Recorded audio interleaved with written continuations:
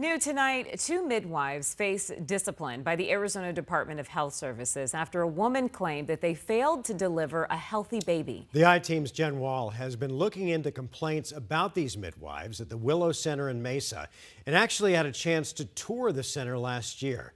Tonight, she shares this family's ordeal. Noelle Smerzel went into labor back in November of 2023, but only now is the state health department releasing its findings into what went wrong in her care.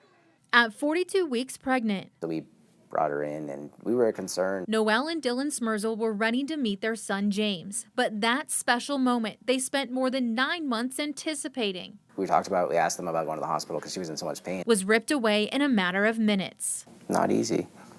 About as bad as you can imagine. The 12 News I-Team sitting down with Noelle and Dylan Smerzel more than a year after they planned to deliver their son at the Willow Center for Birth and Wellness in Mesa.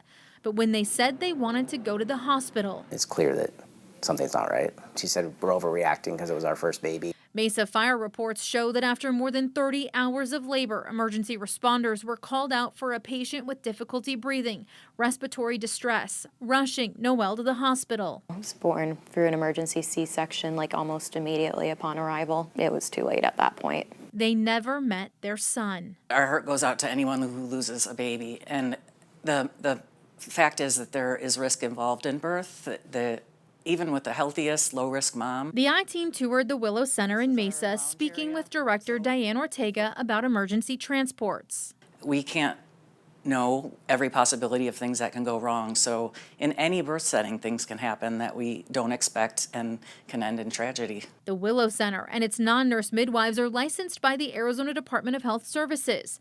After losing their son, Noelle and Dylan filed a complaint with ADHS. The burden has to be on you to show that you were wronged in some way, that there's no automatic investigation when a baby loses their life. On Tuesday, 14 months later, the department released its citations against two certified midwives, listing problems like failing to have an emergency care plan in place, not assessing vital signs as required, including blood pressure and pulse, and being continuously late in monitoring the fetal heart tones.